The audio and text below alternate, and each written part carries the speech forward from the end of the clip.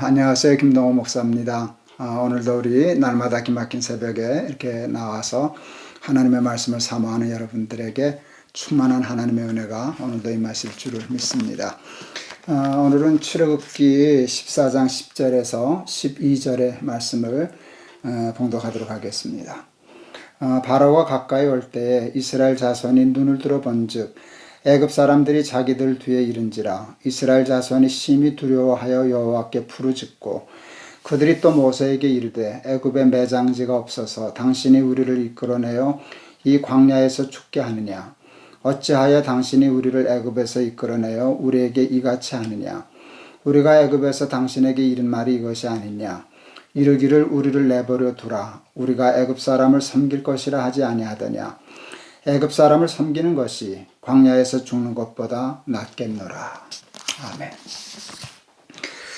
소유냐 삶이냐라는 책을 쓴 에릭 프롬이라고 하는 분이 자유로부터의 도피라는 책을 썼습니다. 사람은 자유를 빼앗기게 되었을 때 그 자유가 아니면 죽음을 달라 이러면서 자유를 위해서 투쟁하지만 막상 그렇게 생명을 걸고 얻어낸 자유를 누리게 되면 본능적으로 그 자유로부터 도망하려고 하는, 도피하려고 하는 본능이 있다 하는 얘기를 썼습니다. 왜 그런가? 자유는 공짜가 아니기 때문입니다. Freedom is not free 라는 말이 있지 않습니까? 자유는 한번 얻었다고 그냥 공짜로 누릴 수 있는 게 아닙니다.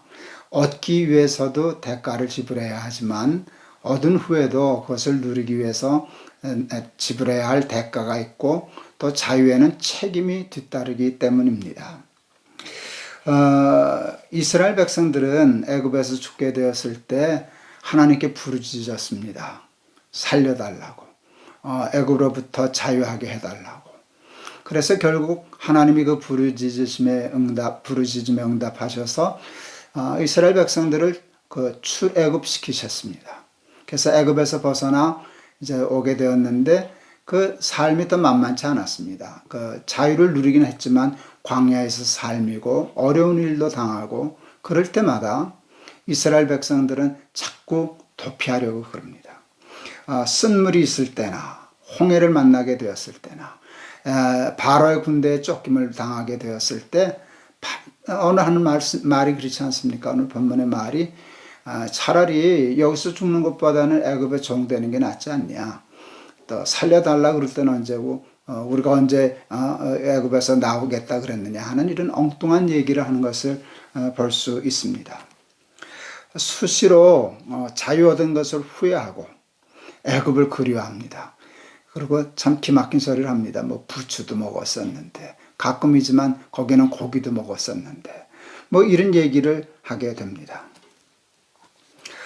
이거는 이스라엘 사람들의 문제만이 아닙니다. 우리의 보편적인 일상에 일어나는 우리의 삶의 문제이기도 합니다. 여러분 정말 자유를 지키다가 죽는 것보다는 차라리 종으로 살아도 애굽의 종으로 그렇게 사는 것이 좋은 걸까요? 여러분 우리는 이 성경을 통해서 이스라엘과 애굽 사이에 일어났던 그 역사의 결론을 알고 있지 않습니까? 끝을. 근데 지금 이 현장에 있는 뭐 애굽 사람이나 바로나 이스라엘 사람들은 그 뭐 홍해면 홍해, 지금 죽게 되면 죽게 된 상황, 그 상황만 알지 자기들의 뒤를 결론을 알지 못하지 않습니까? 여러분 그 백성들이 불평은 했지만 결국 애굽으로 돌아가지 않고 모세의 인도를 따라서 그 40년이 걸리기는 했지만 결국은 죽지 않고 가나안 땅에 들어가 정착하지 않았습니까? 그리고 애굽 바로의 군대는 어떻게 되었습니까? 그 엄청난 세력을 가지고 이스라엘 앞에 돌격해왔던 애굽의 병거들과 군사들은 다 수장되지 않았습니까? 여러분 그때 만일 이스라엘 백성들이 모세를 저항하고 대항하고 고집부려서 애굽으로 돌아갔더라면 지금 이스라엘 없습니다. 여러분 더 혹독한 노동에 시달렸을 것이고요. 그리고 더 무서운 게 있지 않습니까? 아들을 낳으면 죽이라. 여러분 바로는 애굽은 이스라엘을 멸절할 계획을 가지고 있었던 나라 아닙니까? 이스라엘은 결국 역사에서 사라지게 되고 말았을 것입니다. 여기서 그냥 단순하지만 무섭지만 두렵지만 자유를 지키기 위해서 여러분 종노릇을 포기하는 용기와 믿음이 우리의 삶에도 꼭 필요하다는 것을 여러분 우리는 알게 됩니다. 그래서 우리는 자유를 위해서 대가를 지불할 줄 알아야 되고 아무리 혹독하고 힘든 일이 있어도 여러분 죽는 것보다 종노릇하는 게 낫다라는 그런 비겁한 말을 하면서 살아서는 아니 될 것입니다. 특별히 우리 예수 믿는 사람은. 왜 그런가? 여러분 하나님은 당신의 백성이 당신 아닌 그 세상의 어느 누구나 어떤 것에도 굴복하는 것 싫어하십니다.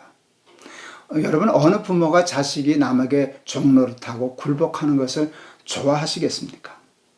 하나님은 우리가 세상의 그 어떤 것에도 노예가 되지 않고 자유하는 사람으로 당당하게 근사하게 살아가기를 하나님은 원하고 계십니다. 근데 여러분 자유하는 사람으로 당당하게 근사하게 살아가려면 필요한 것이 무엇일까요? 저는 그게 첫째 용기라고 생각했습니다. 폴 틸릭이라고 하는 신학자가 있는데 Courage to be, 존재의 용기라고 하는 아주 유명한 책을 썼습니다. 인간이 인간답게 존재하기 위해서 필요한 것은 용기다. 예. 그 용기가 없으면 이렇게 이스라엘 사람처럼 차라리 종이 좋아. 애굽으로 돌아가는 게 낫겠어. 죽는 것보다는 그게 낫지 않아? 하는 이런 비겁한 말을 할 수밖에 없기 때문입니다.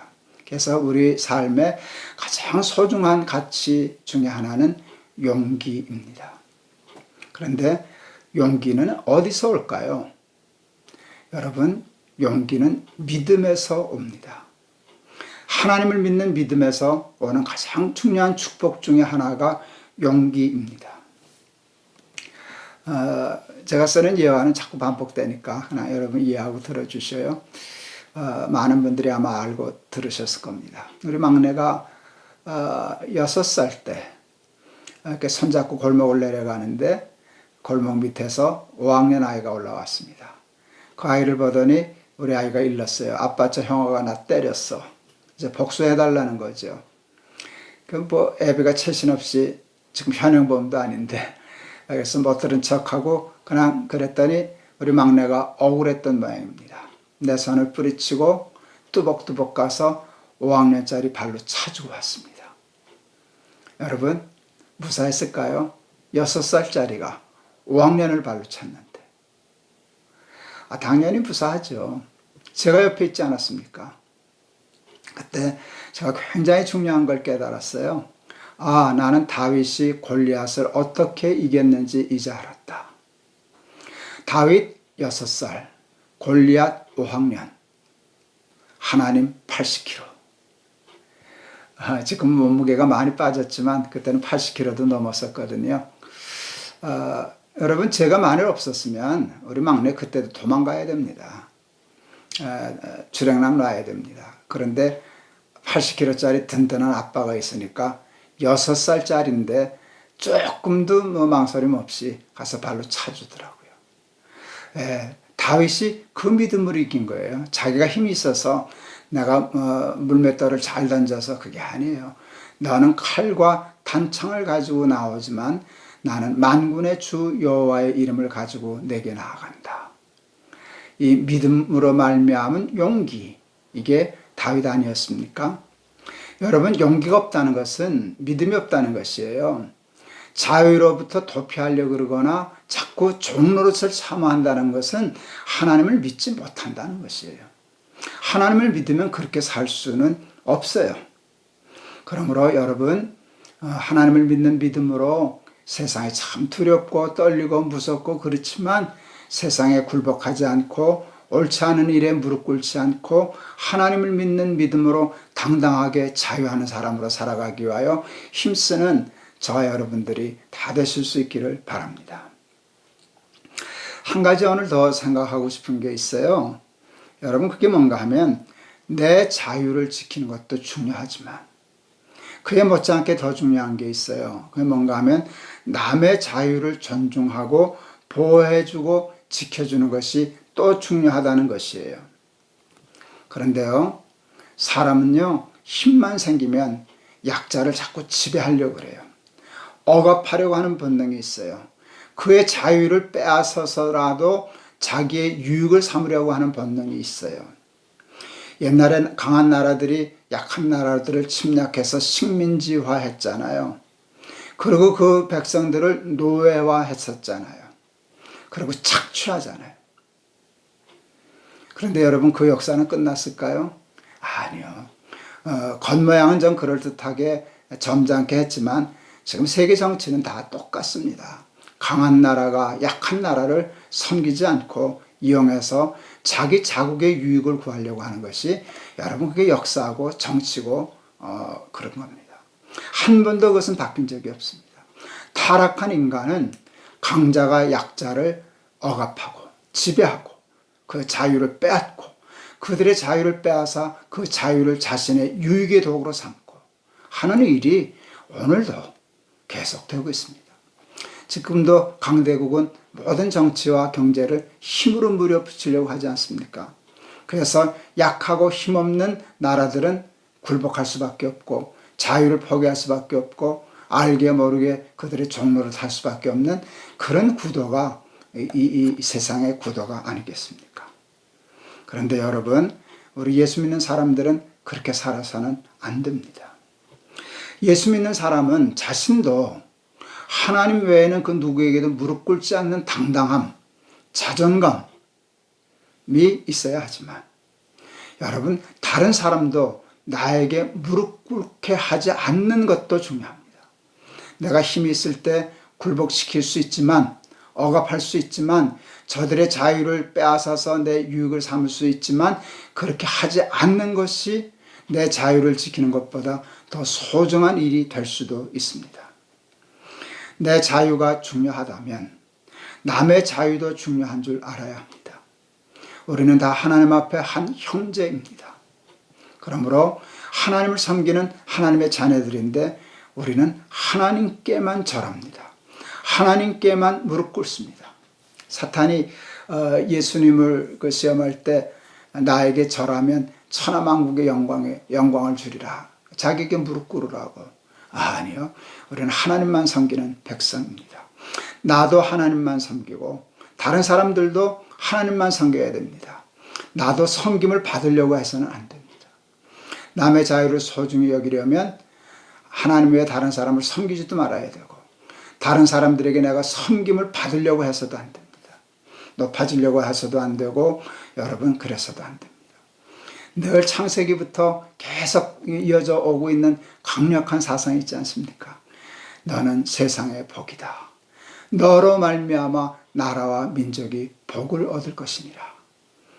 예수님은 하나님이시면서도 사람이 되셨고 사람이 되셔서도 낮은 종의 자세로 제자의 발을 씻기는 모습을 우리에게 보여주지 않으셨습니까? 여러분, 자유하는 사람이 되실 수 있기를 바랍니다. 제가 우리 예전에 설교하면서 선배 목사님이 왜 예수를 믿느냐라는 기자의 질문에 자유하는 사람이 되려고 예수를 믿습니다 했다는 근사한 얘기를 했었는데 여러분, 아무리 자유가 힘들고 어려워도 종로를 살려고 하는 비겁한 마음을 버리고 하나님을 믿는 믿음의 용기로 자유를 쟁취하고 자유를 지키고 남의 자유도 보호해주면서 살아가는 정말 이 시대의 근사한 그리스도인들이 다 되실 수 있기를 주의 이름으로 축원합니다. 감사합니다. 오늘 찬송가 하나 골랐어요. 359장 천성을 향해 가는 성도들아 앞길의 장애를 두려 말아라. 359장 찬송하겠습니다. 석절이니까 한번 연결해서 불러보겠습니다. 천성을 향해 가는 성도들아 앞길의 장애를 두려 말아라. 성령이 너를 인도하시리니 왜 지체를 하고 있느냐. 앞으로 천성을 향해 나가세. 천성문만 바라고 나가세. 모든 천사 너희를 영접하러 문 앞에 기다려 서 있네. 너 가는 길을 모두 가기 전에 내 손에 든 검을 꽂지 말아라. 저 마귀 흉계 모두 깨뜨리고 끝까지 잘 싸워 이겨라. 앞으로 천성을 향해 나가세. 천성문만 바라고 나가세. 모든 천사 너희를 영접하러 문 앞에 기다려 서 있네. 석절 부르려고 하다가 자신 없어서 그냥 2절 불렀습니다. 4차 지금 항암 맞고 있는 중인데요. 각오한 것보다는 좀 견디기가 괜찮은데 그래도 아직 조금 힘듭니다. 설교나 일을 할 때는요, 제가 이제 자주 얘기하는데 집중력 얘기하지 않습니까? 집중해야 되는데 조금만 딴 데 정신을 팔고 저거 하면 이게 많이 흐트러져서 설교가 좀 어려워집니다.